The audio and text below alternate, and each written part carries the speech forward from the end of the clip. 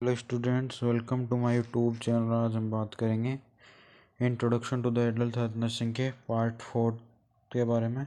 तो इसमें देखते हैं अपन वुंड के क्लासिफिकेशन की बात करते हैं। अपन वुंड में be classified by several methods, their etiology, location, type of injury और presenting symptoms, wound depth and tissue loss और clinical appearance of wound. Wound को अपन क्लासीफाई कर सकते हैं ईटियोलॉजी के बेसिस पे, लोकेशन के बेसिस पे, टाइप ऑफ इंजरी के बेसिस पे और सिम्टम्स के बेसिस पे, वुंड की डेप्थ के बेसिस पे, tissue loss and clinical appearance of the wound के बेसिस पे अपन वुंड को क्लासीफाई कर सकते हैं। फर्स्ट नंबर पे देखते हैं अपन status of the skin integrity के बेसिस पे। ओपन वुंड क्या होता है? Open wound is one in which there is a destruction of the skin और म्यूकस मेम्ब्रेन। ओपन वुंड क्या होता है? इसके अंदर डिस्ट्रक्शन होता है स्किन और म्यूकस मेम्ब्रेन का, thus exposing to the underlining tissues to the open air. इसके अंदर क्या होता है? अंडरलाइनिंग टिश्यूज जो है वो ओपन एयर के कॉन्टेक्ट में आते हैं और एक्सपोज होते हैं। It is केस्ड by the trauma bye sharp object और ब्लो। ये किसके कारण होता है? ट्रॉमा के द्वारा होता है और शार्प ऑब्जेक्ट के द्वारा होता है। इसमें आते हैं सर्जिकल इंसिजन हो सकता है, वेन पंक्चर हो सकता है और गन शॉट वुंड भी हो सकता है। ये सब ओपन वुंड के अंदर आते हैं। सेकेंड नंबर बात करते हैं अपन क्लोज वुंड क्या होते हैं। Close wound is one in the which there is no break in the continuity of the skin और म्यूकस मेम्ब्रेन। क्लोज वुंड के अंदर क्या होता है? No break in the continuity of skin और म्यूकस मेम्ब्रेन। यहाँ पे स्किन और म्यूकस मेम्ब्रेन की कंटिन्यूटी है उसमें ब्रेक नहीं होता है, ब्रेक डाउन नहीं होता है।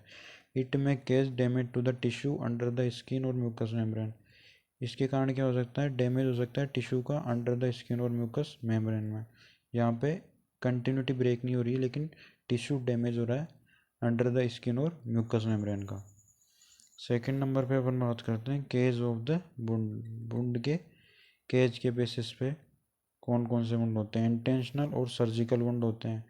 Intentional wound is one is produce for a specific purpose. Intentional wound क्या होते हैं? यानी कि इंटेंशन किसी भी इरादे से या स्पेसिफिक पर्पज से प्रोड्यूस होते हैं, यूजुअली अंडर एसेप्टिक प्रिकॉशंस। इसके अंदर क्या एसेप्टिक प्रिकॉशंस फॉलो करनी होती है। और it is wound resulting from therapy, और ये वुंड थेरेपी के से भी प्रोड्यूस होते हैं। सच वुंड आर कॉल्ड इंसिजन्स। ऐसे वुंड्स को अपन इंसिजन्स बोलते हैं। It is केस्ड bye surgical incision. ये किसके कारण होते हैं? सर्जिकल इंसिजन के कारण होते हैं। Introduction of the needle into the body part. Needle को बॉडी पार्ट में इंट्रोडक्शन के कारण भी कौन सा वुंड होता है? इंटेंशनल और सर्जिकल वुंड होता है। एग्जाम्पल इसके अंदर, example include surgical incision and vein punctures. Second number पे हम मान करते हैं अनइंटेंशनल वुंड। अनइंटेंशनल यानी कि ट्रॉमेटिक वुंड और accidental wound is one which occur by accidents. इसके अंदर आता है ट्रॉमेटिक वुंड और एक्सीडेंटल वुंड जो एक्सीडेंट के कारण होते हैं। These wound are created is an unsterile environment. जो ऐसे वुंड है वो अनस्टेराइल एनवायरनमेंट में क्रिएट होते हैं and therefore expose to a greater risk of infection. यहाँ पे क्या होता है? रिस्क ऑफ इन्फेक्शन बढ़ जाता है। It is case by traumatic injury, knife would wound and burn. ये अनइंटेंशनल वुंड किसके कारण हो सकता है? ट्रॉमेटिक इंजरी के कारण हो सकता है, नाइफ यानी चाकू के वुंड के कारण हो सकता है, बर्न जलने के कारण भी हो सकता है। इसके बाद देखते हैं सीवियरिटी ऑफ इंजरी के बेसिस पे। पेनिट्रेटिंग वुंड क्या होता है? Penetrating wound is one in which there is break in the epidermal layer of the skin. Penetrating wound के अंदर क्या होता है? जो स्किन की एपिडर्मल लेयर है वो ब्रेक हो जाती है और डर्मिस एंड डीपर टिश्यूज और ऑर्गन भी यहाँ पे ब्रेक हो जाते हैं। It occurs as a result of foreign object. ये किसके कारण होता है? फॉरेन ऑब्जेक्ट इंस्ट्रूमेंट के कारण होते हैं जो passing through the skin and mucus membrane, जो हमारी स्किन और म्यूकस मेम्ब्रेन को पास करते हैं इनटू द डीपर टिश्यूज और ऑर्गन, यूजुअली अनइंटेंशनल। इनको अपन अनइंटेंशनल भी बोलते हैं। For example bullet, a bullet which enter the chest and lodge in the lungs. एक बुलेट है जो अपने चेस्ट में एंटर करी है और लॉज इन द लंग्स के अंदर वो इकट्ठी हो गई, यानी कि वहाँ पे स्थित हो गई। परफोरेटिंग वुंड क्या होता है? Perforating wound is one in which a foreign object or instrument cut open the whole thickness of wall of cavity of organ। यहाँ पे क्या होता है? इंस्ट्रूमेंट और फॉरेन ऑब्जेक्ट जो होता है वो cavity, wall of the cavity और ऑर्गन को कट कर देता है। This type of wound is called the perforating wound.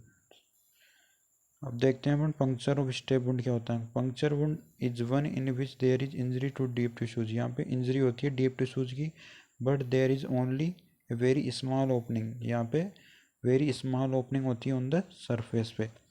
The term puncture wound is also used to describe an open wound। The puncture wound जो है वो describe करता है ओपन वुंड को, resulting from a break of the skin surface and underlining tissues. Open wound के result से क्या होता है, ब्रेक होता है स्किन की सरफेस और अंडरलाइन टिश्यूज में, by the bite of animal के बाइट के द्वारा, और स्टिंग ऑफ इंसेक्ट, और इंसेक्ट के स्टिंग द्वारा। This type of wound is called the puncture wound. अब बात करते हैं अपन वुंड हीलिंग फेज। वुंड की हीलिंग में कौन कौन सी फेज होती है।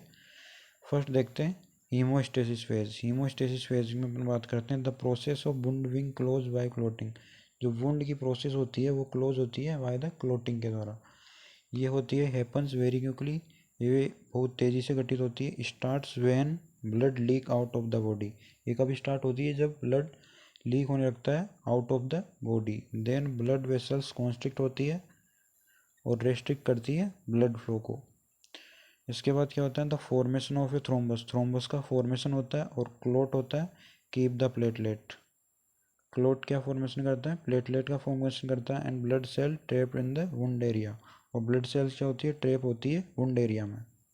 सेकंड नंबर पे अपन बात करते हैं इन्फ्लामेटरी फेज। इन्फ्लामेटरी फेज में क्या होता है, बिगिन, इसकी शुरुआत होती है right after the injury.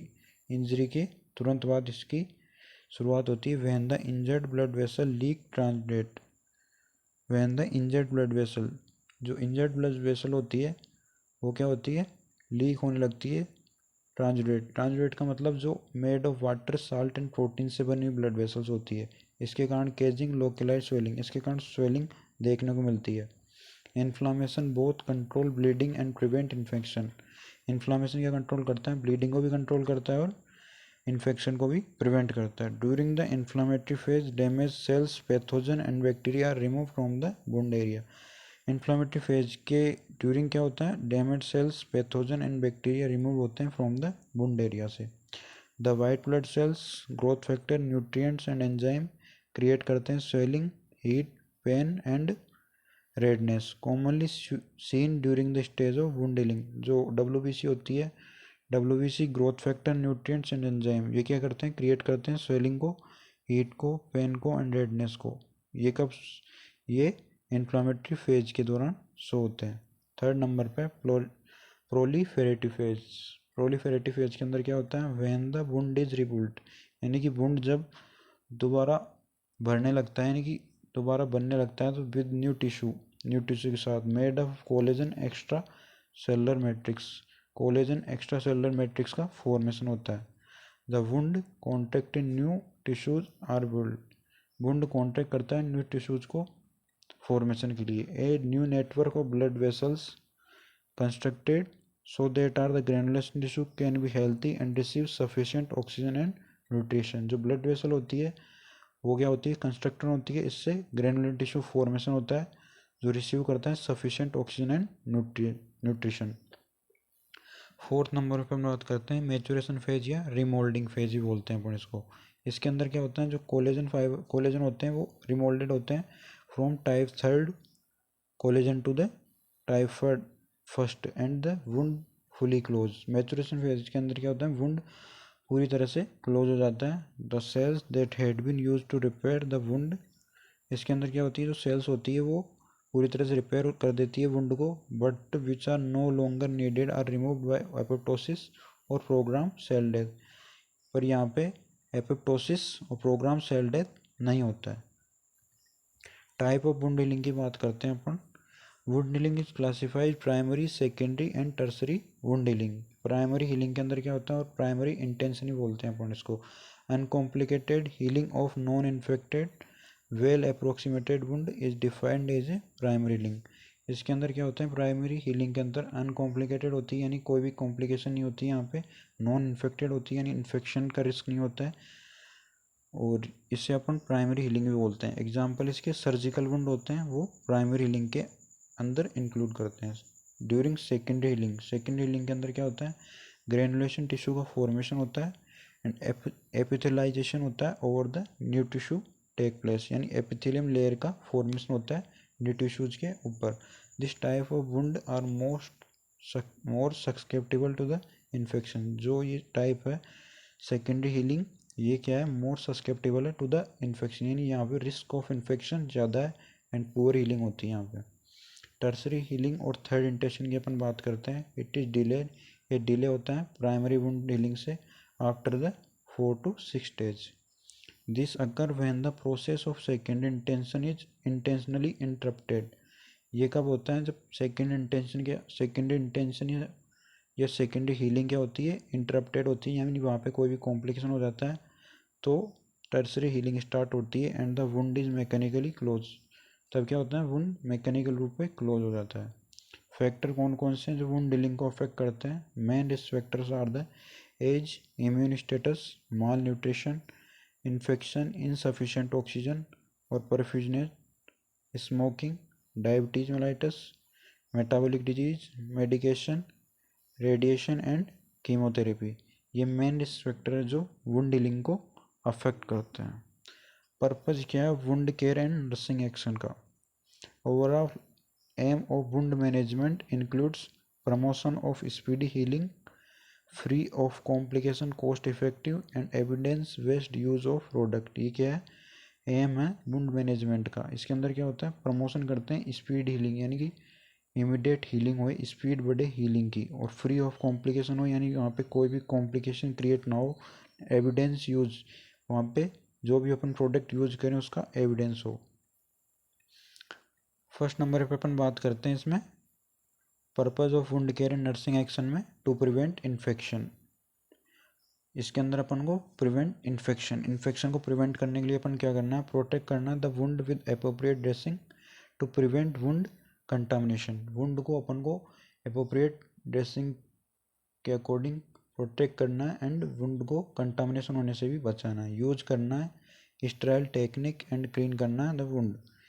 Use antiseptic and systemic antibiotic to prevent infection. Use करना है अपन को antiseptic and systemic antibiotic to prevent the infection. Second number पे अपन क्या करना है, टू प्रिवेंट हीमरेज। हीमरेज को यानी कि ब्लीडिंग को प्रिवेंट करना है। अप्लाई करना है अपन को pressure dressing over the wound. Wound के ऊपर अपन को प्रेशर ड्रेसिंग अप्लाई करना है जिससे ब्लीडिंग प्रिवेंट होए।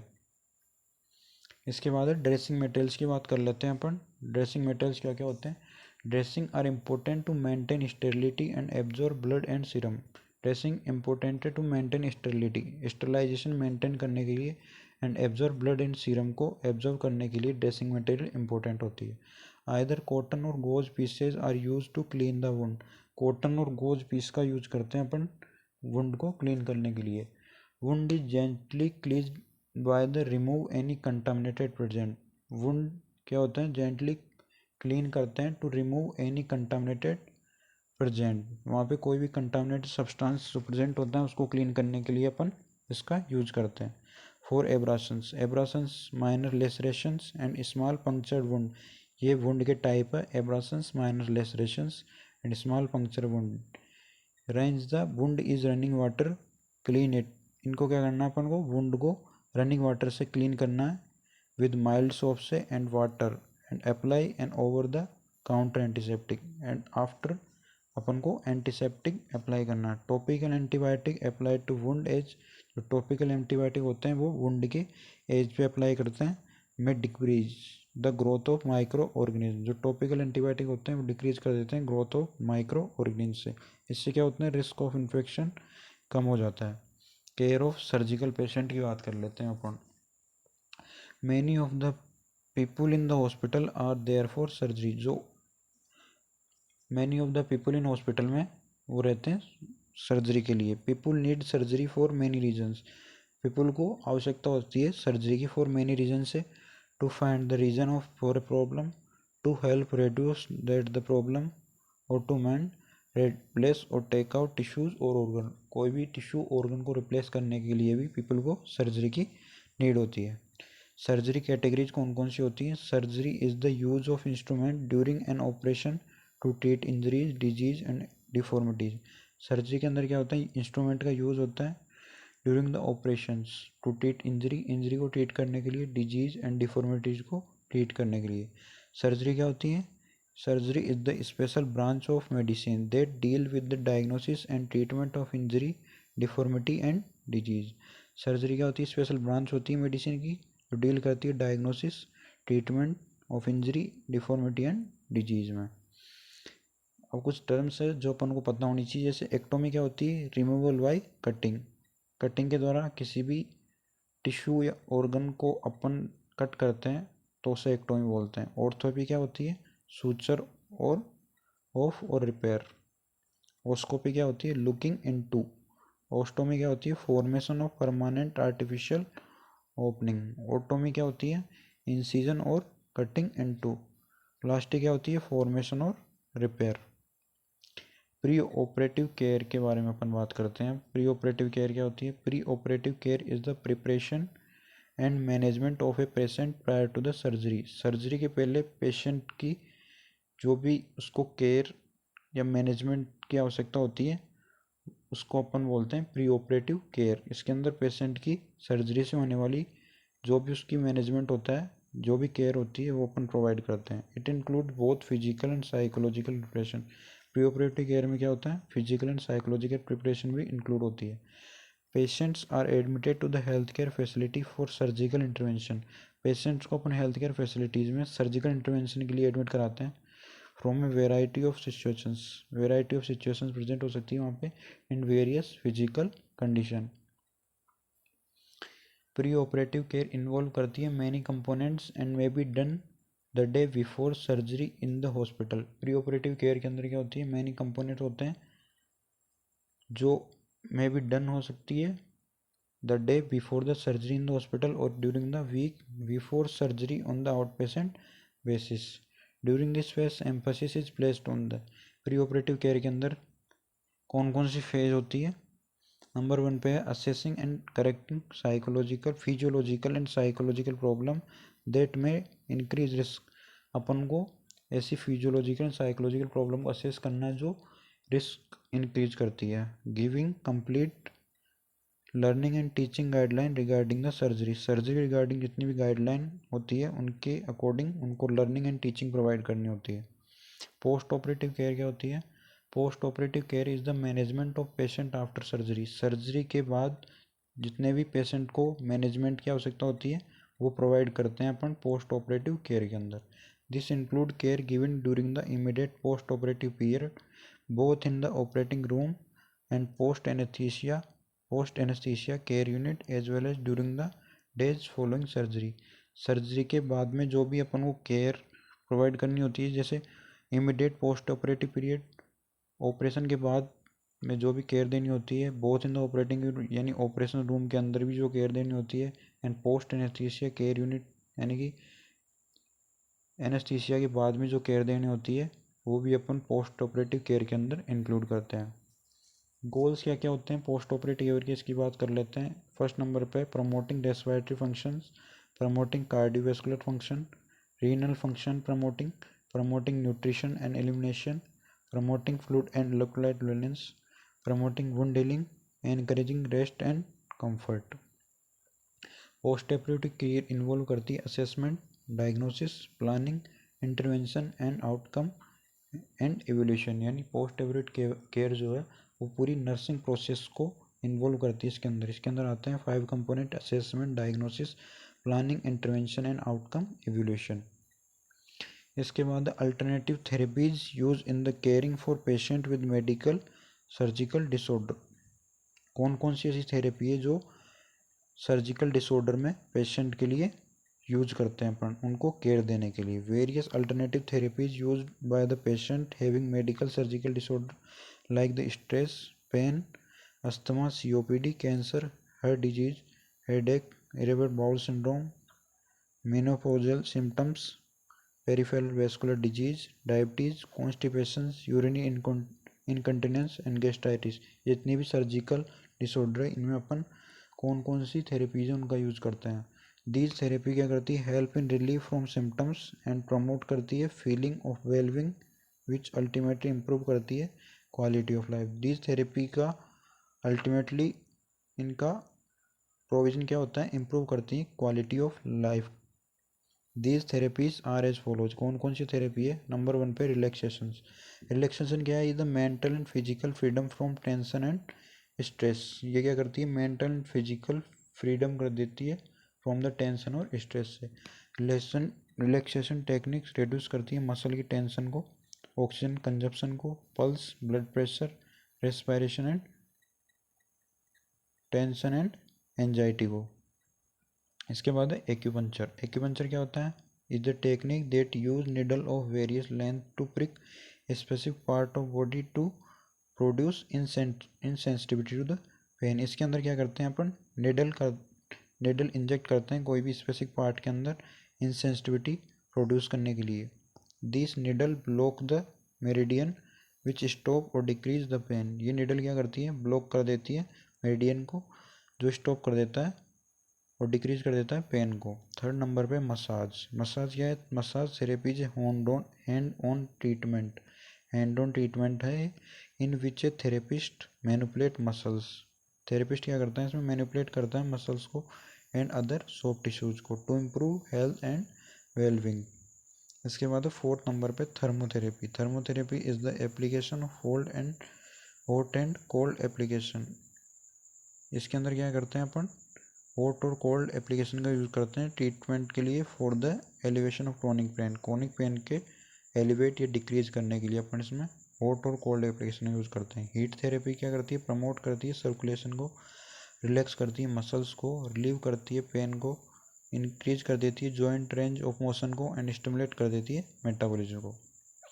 योगा 5 नंबर पे, योगा 5th नंबर पे। बेनिफिट क्या क्या होते हैं योगा की, मेंटेनिंग करती है फिजिकल पोस्चर को, great success in improving asthma and symptomatic control of wheezing and shortness of breath, management of stress, stress के मैनेजमेंट में योगा बहुत फ़ायदेमंद है। रिलैक्सेशन थेरेपीज में lower blood sugar in the diabetes, build muscle strength and better bone health में योगा के बहुत अच्छे फ़ायदेमंद है।